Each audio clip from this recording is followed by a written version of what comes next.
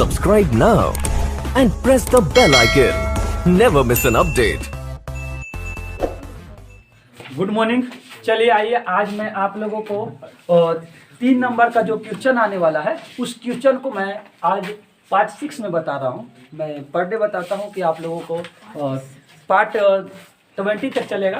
तो आज हम 6 लेकर आ गए हैं, यानी हम लोग धीरे धीरे आगे बढ़ते चल रहे हैं और मेरा जो मकसद है मैं उसको पूरा कर रहा हूँ। आप सभी जो यूट्यूब पे देख रहे हो और जो ऐसे ऑफलाइन का स्टूडेंट है वो सारे लोग अब अपना मंजिल पाने का प्रयास कीजिए और समझने का भी इसको प्रयास कीजिए। अगर नहीं समझ में आता है तो आप क्वेश्चन कर सकते हैं, बता सकते हैं, कमेंट भी कर सकते हैं ताकि हम इसको और अच्छा से समझाने का प्रयास करें। आज का क्वेश्चन है, फर्स्ट है कॉर्नल लॉ से आप क्या समझते हैं। कॉर्नल लॉ क्या है? लॉ जैसा ही आपको समझ आ जाएगा क्वेश्चन में। तो लॉ का मतलब होता है, पता है लॉ का मतलब क्या होता है?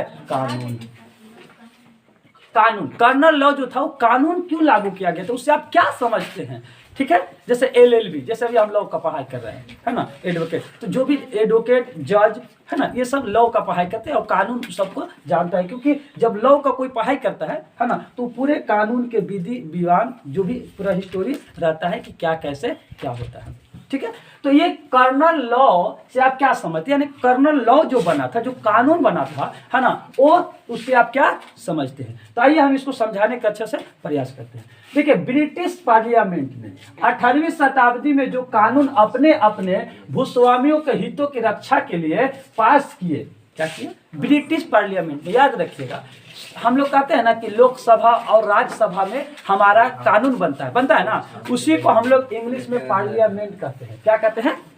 पार्लियामेंट। तो ब्रिटिश पार्लियामेंट में, कहा ब्रिटिश पार्लियामेंट ने 18वीं शताब्दी में, कौन शताब्दी में? 18वीं शताब्दी में जो कानून अपने भूस्वामी यानी जमींदारों के लिए काम लगाया था। क्या था? अपने भूस्वामियों के हितों की रक्षा के लिए कानून बनाया था कि हमारा हित में हम लोगों को फायदा होगा, इसलिए वो कानून बनाया था। ठीक है, लेकिन क्या हुआ ध्यान दीजिएगा, उन्हें कर्नल लॉ कहा जाता है। जो अपने हितों के लिए भूस्वामी के लिए बनाया गया था उसको क्या कहते हैं? कर्नल लॉ कहते हैं। अब समझ में आ गया कर्नल लॉ क्या है? कर्नल लॉ एक अपने ब्रिटिश सरकार ने कर्नल लॉ 18वीं शताब्दी में अपने भूस्वामियों के लिए कानून बनाया था, उसको कर्नल लॉ के नाम से जाना जाता है। अब कोई दिक्कत किसी को यहाँ तक? आगे क्या कर रहा है? इन कानूनों के द्वारा विदेशों से खाद्य पदार्थों के आयात पर पाबंदी लगा दी गई थी। यानी कह रहा है कि जो विदेश से, कहां से? जो विदेश से, विदेश का मतलब होता है अपने देश से कोई दूसरा देश से अगर कोई चीज हो उसको हम लोग विदेश कहते हैं। तो विदेश से जो भी चीज खाद्य पदार्थ मतलब खाने पीने वाला जितने चीज था वो सारा चीज क्या हो गया था? पाबंदी लगा दिया गया था। ये कानून ही बनाया गया था कर्नल लॉ कि आपको ये कानून इसलिए बनाया गया था कि हमारे देशों को फायदा होगा। तो विदेश से कोई ला नहीं सकता है, तो हमारे देश को ही ना फायदा होगा कि नहीं होगा। तो इसलिए ये कानून बनाया गया था और कानून ये बना था कि विदेश से कोई भी हमारे देश में खाद्य पदार्थ आयात मतलब दे नहीं सकते। ठीक है, ठीक ना, खाद्य पदार्थ आयात पर पाबंदी लगा दी गई, यानी बेच नहीं सकते। इस पाबंदी के परिणाम से जब ब्रिटेन में खाद्य पदार्थों का मूल्य बढ़ने लगे तो लोगों में हाहाकार मच गया। जब इसी चीज को जब बढ़ने लगा, क्या होने लगा? बढ़ने लगा, महंगाई बढ़ने लगा, तो क्या हो गया? हाहाकार मतलब नहीं होता हल्ला, अब महंगा हो गया। अब जैसे भारत में देखे ना, बहुत पेट्रोल महंगा हो गया, ये और चीज है। अभी यूक्रेन और रूस में लड़ाई हो रहा है तो और महंगा होगा पेट्रोल। ठीक है, तो इस तरीका से क्या हो गया? हाहाकार मच गया, बवाल लोग करना शुरू कर दिए महंगाई के बारे में, और विवश होकर सरकार को यह कानून हटाना पड़ा। और जब परेशान होकर जब महंगाई ज्यादा होने लगा तो उसे क्या करना पड़ा? कानून हटाना पड़ा गया। ठीक है, समझ रहा? आयात मतलब क्या होता है? लाना, और निर्यात मतलब ले जाना। तो सारा विदेशों से जो खाद्य पदार्थ था वो आने को बंद कर दिया गया। अब इसको हम थोड़ा सा एकदम शॉर्टकट में समझा देंगे, याद रखिएगा। कर्नल लॉ से आप क्या समझते हैं? कर्नल लॉ एक ब्रिटिश पार्लियामेंट में 18वीं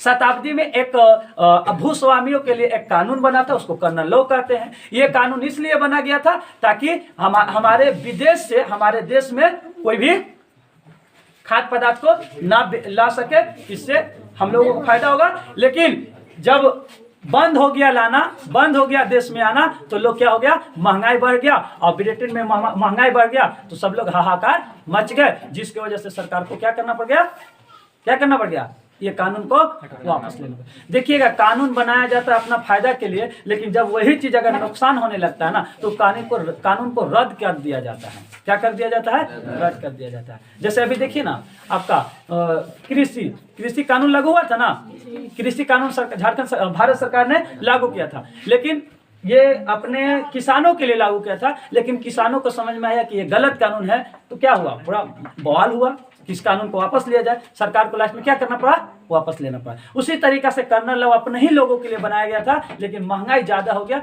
जिसकी वजह से इस कानून को वापस लेना पड़ा। कोई दिक्कत यहाँ तक समझ में गया ना।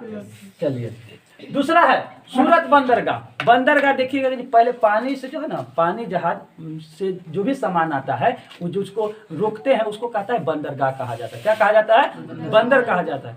सूरत बंदरगाह 18वीं सदी के अंत तक हाशिए पर पहुंच गया था। क्यों, संक्षेप में उत्तर बताइए। कह रहा है कि सूरत बंदरगाह जो था वो हाशिया का मतलब पूरा खत्म हो गया था। ये क्या कारण था खत्म होने का, उसके बारे में आप बताइए। ठीक है, समझ में आ रहा है आप लोग को। नहीं समझ में आएगा तो आप क्वेश्चन कर सकते हैं, ठीक है, ताकि हम और समझाएंगे उसको दूसरे टाइप का। चलिए, सूरत पूर्व औपनिवेशिक काल एक महत्वपूर्ण बंदरगाह था। यानी कह रहा है कि सूरत आपका औपनिवेशिक काल में बहुत महत्वपूर्ण था। सूरत बंदरगाह को नामी गिरामी बंदरगाह था पहले, बहुत पहले, लेकिन जहां से पश्चिमी एशिया के साथ होने वाला व्यापार काफी समृद्ध था। यानी एशिया से जो व्यापार होता था वो बहुत सूरत बंदरगाह में ही आया करता था। बंदरगाह से थोड़ा सा हम समझा, जैसे स्टेशन होता है ना, रेलवे स्टेशन, बस स्टेशन, उसी तरीका से पानी जहाज से जो भी सामान आता है वो वह बंदरगाह को रुकता है, उसी को हम लोग बंदरगाह कहते हैं। ठीक है, जो भी विदेश से पानी जहाज या कोई चीज से आता था तो वो बंदरगाह पे ही रुकता है। जैसे बस स्टैंड, बस रुकता है, ठीक ना, इस तरीके से रेलवे स्टेशन पर रुकता है, उसी तरीका से बंदरगाह पे वो सारा चीज माल विदेश से जहां से सब आता था। तो ये पहले सूरत बंदरगाह था, ये बहुत नामी गिरामी था औपनिवेशिक काल में, है ना। यहाँ पे एशिया का बहुत काफी लोग आया करते थे, समृद्ध था। तेजी से बदलती परिस्थितियों में कलकत्ता और बंबई नए औद्योगिक केंद्र हाशिए पर पहुंच गया। क्या हो गया, हाशिए पहुंच गया। सॉरी, ये हाशिए का मतलब ऊंचा, क्या है, ऊंचा, आगे पहुंच गया। देखिएगा कि सूरत औपनिवेशिक काल बहुत पहले हाशिए पे था, मतलब बहुत नामी गिरामी था, ऊंचाई पे था, लेकिन बाद में जैसे ही बंबई और कलकत्ता का बंदरगाह जब बना तो आपका सूरत बंदरगाह था वो क्या हो गया, नीचे पहुंच गया। कब बनने के कारण, कलकत्ता और बंबई नए औद्योगिक नए बंदरगाह बनने के कारण।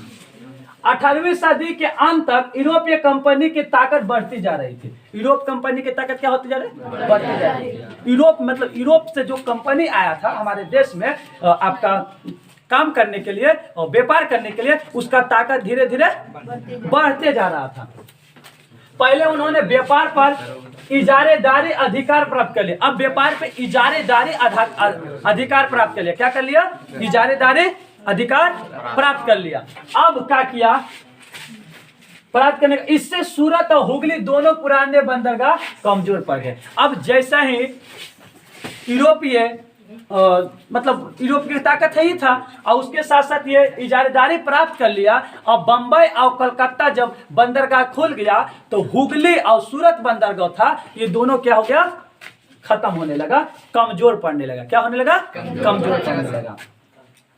अब यहां से होने वाले निर्यात में नाटकीय कमी आई। नए बंदरगाह के जरिए होने वाला व्यापार यूरोप कंपनी के नियंत्रण में था। यानी जो नए बंदरगाह खुला था, कौन बंदरगाह, कलकत्ता और बंबई, ये कौन था, यूरोपियों के नियंत्रण में था। यानी यूरोपीय लोग उस पर ज्यादा ध्यान देते थे और यूरोपीय लोग को कारोबार बहुत ज्यादा बढ़ने लगा, जिसके वजह से सूरत बंदरगाह पे ना जाके कहाँ जाने लगे लोग, कलकत्ता और बंबई में। तो जब कलकत्ता और बंबई बंदरगाह पे जाने लगे तो सूरत और हुगली बंदरगाह कमजोर पड़ गया, क्योंकि यूरोपीय कंपनी को ही ताकत था। तो इससे आप समझ सकते हैं कि सूरत बंदरगाह 8वीं सदी के अंत तक क्यों हाशिए तक पहुंचा। इसलिए क्योंकि नए बंदरगाह खुल गए और नए बंदरगाह खुलने के बाद यूरोपियों का जो था व्यापार वो बढ़ते जा रहा था और यूरोपीय का नियंत्रण किस पे था, बंबई और कलकत्ता पे था। तो बंबई और कलकत्ता पे था, जिसकी वजह से बंबई और कलकत्ता पे आपका यूरोपीय कंपनी ध्यान देते थे और सूरत बंदरगाह पे ध्यान नहीं देने लगे, जिसकी वजह से वो कमजोर पड़ने लगा। समझ में आ गया? कमजोर पड़ने का नया बंदरगाह खुलना, यूरोपियों के बढ़ते हुए व्यापार को देखना और यूरोपीय किसके नियंत्रण में था, नए बंदरगाह के नियंत्रण में, है ना। यानी नए बंदरगाह यूरोपीय के अंदर में था, जिसकी वजह से यूरोपीय कंपनी आपको नए बंदरगाह में ही जाना पसंद करते थे, वहीं सारा चीज काम करते थे। इसके वजह से सूरत बंदरगाह कमजोर पड़ गया। कोई दिक्कत नहीं किसी को? नहीं। अब आइए लास्ट है आज का तीसरा क्वेश्चन, भारत के प्रमुख कोयला क्षेत्रों का नाम बताइए। भारत में ऐसे क्षेत्र का नाम बताना है कि कोयला जहां पे ज्यादा हो। भारत में कोयला क्षेत्र जो है, कोयला कहाँ कहाँ है और अच्छा और ज्यादा पाया जाता है, उसके बारे में बताना है। तो याद रखिएगा, सबसे ज्यादा अगर आता है तो हमारा राज्य आता है झारखंड, सबसे फर्स्ट में है, जो कि कोयला का प्रमुख है। कहाँ कहाँ मिलता है? बोकारो में, झरिया में, गिरिडीह तथा रामगढ़ में। कहाँ कहाँ?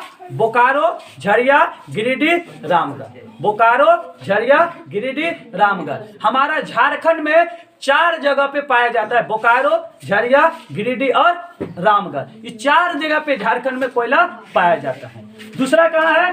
मध्य प्रदेश। मध्य प्रदेश में उमरिया और सोहागपुर। उमरिया और सोहागपुर, ठीक है। कहाँ पाया जाता है मध्य प्रदेश में? उमरिया और सोहागपुर। तीसरा है आपका छत्तीसगढ़ में। तो छत्तीसगढ़ में आपका कोरबा और अंबिकापुर। छत्तीसगढ़ में कहाँ कहाँ पाया जाता है? कोरबा और अंबिकापुर। और मध्य प्रदेश में कहाँ? उमरिया और Sohagpur.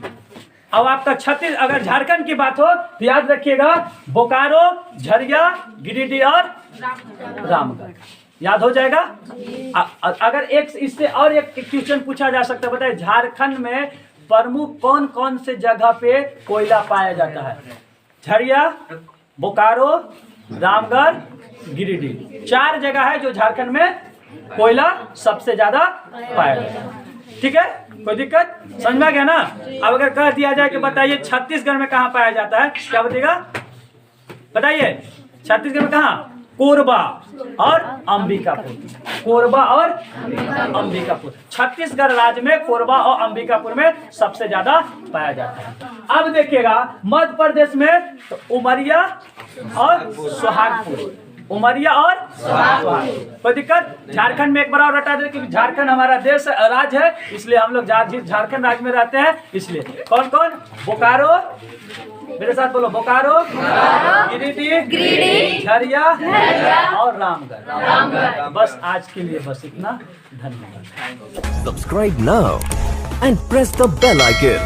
Never miss an update.